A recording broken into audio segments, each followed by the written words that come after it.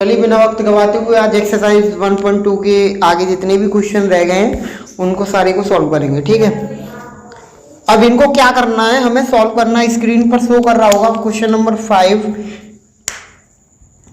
की जांच कीजिए क्वेश्चन नंबर 5 स्क्रीन पर शो कर रहा होगा बेटा कि जांच कीजिए कि क्या किसी प्राकृतिक संख्या n के लिए संख्या 6n और 0 पर समाप्त होती है। 6n जो है 0 पर समाप्त होती है, हमें क्या करना है, सिद्ध करना है और जांच करनी है। ठीक है, अब जिस 10 आता है ना, 0 किस संख्या के पीछे आता है, एक के बाद 0 ही तो आएगा। अरे 10 को ही तो लिख सकते हैं, लास्ट में 0 ही तो आएगा। इसकी फैक्टर करना जरा, कितने हो सकते हैं, 2 और 5। ठीक है, अगर मैं 10 के अभाज्य गुणनखंड की बात करूं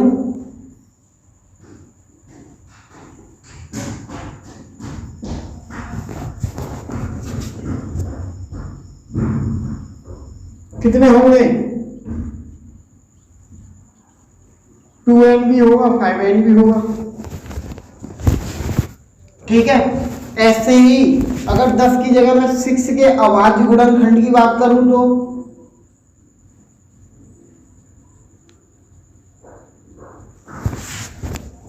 6 का 2 3 जा 6 n चढ़ गया, इसमें 2 की पावर n 3 की पावर n।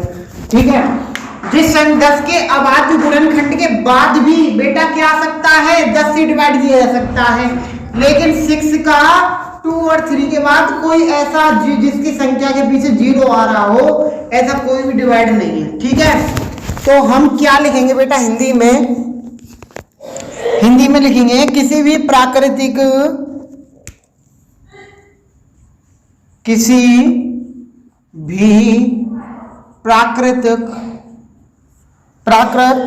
संख्या n के लिए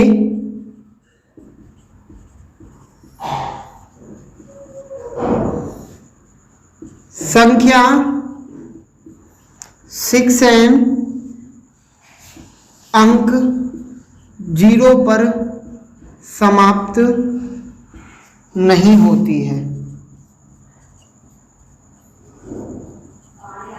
ओके,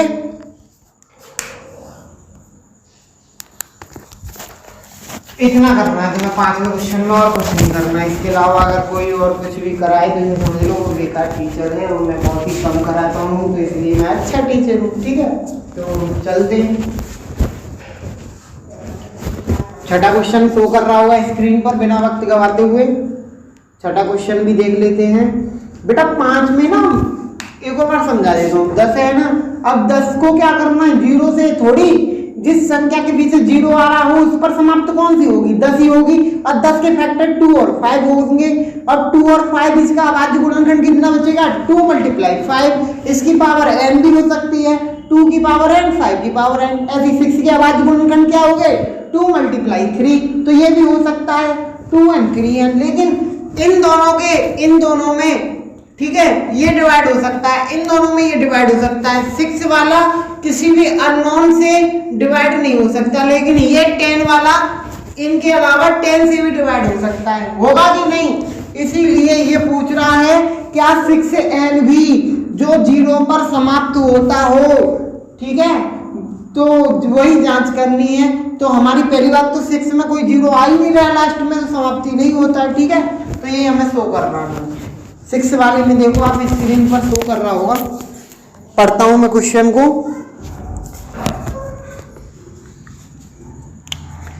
व्याख्या कीजिए कि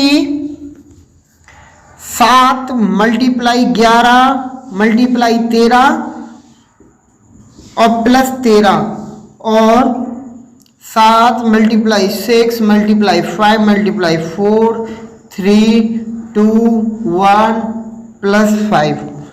ठीक है, ये पूछ रहा है क्वेश्चन, अगेन पढ़ता हूं, मैंने तो उतार के रख दिया। भाज्य संख्याएं क्यों हैं, बस ये पूछ रहा है।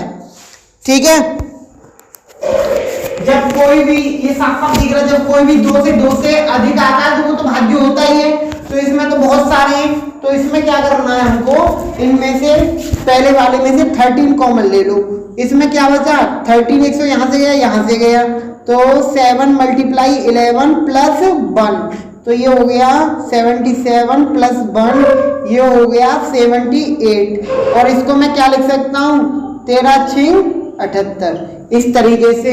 अब ये क्या है भाज्य संख्या बन चुकी है, क्योंकि जब दो से अधिक एलिमेंट मिलते हैं बेटा तो वो क्या होते हैं भाज्य संख्या है। ठीक है, ये क्या है भाज्य संख्या है। अगेन इस वाले में देखो 5 इधर है 5 इधर है, 5 कॉमन ले लो, 7 मल्टीप्लाई 6 मल्टीप्लाई 4 मल्टीप्लाई 3 2 1 प्लस 1 5, ये आ गया 6 7 42 और ये 4 दिया 12 2 प्लस 1, तो 5 42 12 दूनी 24 प्लस 1, ये आ जाएगा 1009। मल्टीप्लाई करना और एक ऐड करना।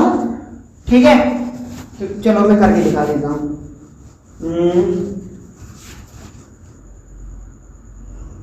24 दूनी 48 का 8 हासिल के 4, 24 चौका 96 और 4 कितने हो गए 100 प्लस 1 5, ये हो गया 1009। ओके, ये भी भाज्य संख्या है क्योंकि 2 से 2 अलग एलिमेंट मिलेंगे, ये भी भाज्य होगा। ठीक है, तो 7वां क्वेश्चन करते बिना वक्त गवाते हुए मेरा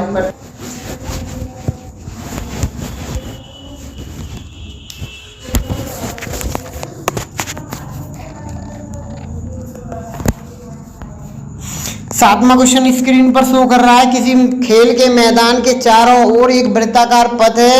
इस मैदान का एक चक्कर लगाने में सोनिया को 18 मिनट लगते हैं, जबकि इसी मैदान का एक चक्कर लगाने में रवि को 12 मिनट लगते हैं। मान लीजिए वे मैदान एक ही स्थान और एक ही समय पर चलना प्रारंभ करके एक ही दिशा में चलते हैं। कितने समय बाद वे पुनः प्रारंभिक स्थान पर मिलेंगे। ठीक है, तो जाहिर सी बात है जब कभी भी दो व्यक्ति एक साथ चलते हैं तो वो कॉमन निकालते हैं उसमें से, तो एक का 18 और एक का 12। ठीक है, तो इसका एलसीएम निकाल लो, ये हो गया 2 3, इसको भी निकाल लो 2 2 3, तो यानी कि एचसीएफ आ गया इसका 6, क्योंकि 2 इधर से कॉमन आ गया 3 इधर से कॉमन आ गया। रवि जो है वो 12 और सोनिया जो है वो 18। ठीक है, अब इसका एलसीएम ले लो, इसका और कुछ नहीं, 18 और 12 का 2 से लगाओ, 9 दूनी 18 6 दूनी 12। अब ये कितना हो गया 9 और ये हो गया 3, ये हो गया 3 3 त्रिका 9 3 एकम 3, फिर 1 और 1, ये 3 त्रिका 9 9 दूनी 18 18 दूनी 36, एलसीएम आ गया 36 और आपका आंसर भी 36 आ रहा होगा। ठीक है, तो मैं क्या बात करता हूं, जब कोई भी व्यक्ति सीधी रेखा में दौड़ रहा है, ठीक है, इसके सेंस भी इधर एक व्यक्ति दौड़ रहा होगा। जब एक सोनिया इधर दौड़ रही है तो रवि भी इधर दौड़ रहा होगा, तो इनका कॉमन पहले निकाल दे। कॉमन आ गया 6 का अपोजिट, यानी कि ये 6 गुना हुआ या फिर ये 6 गुना हुआ। अब 6 गुना 36 हो गया, तो आंसर आएगा 36। ठीक है, अब एक्सरसाइज पूरी कंप्लीट हो चुकी है, एक्सरसाइज 1.2। जिस किसी ने भी अभी शेयर नहीं किया शेयर कर दो, लाइक कर दो, कमेंट कर दो, और ठीक है, और साथ ही साथ सब्सक्राइब कर दो। लाल बटन आ रहा होगा उसे प्रेस कर दो, सीधा ब्लैक कलर का सिंबल आ जाएगा और मेरी सारी वीडियो सबसे पहले तुम्हें मिलेंगे। ठीक है, तो ऑल द बेस्ट।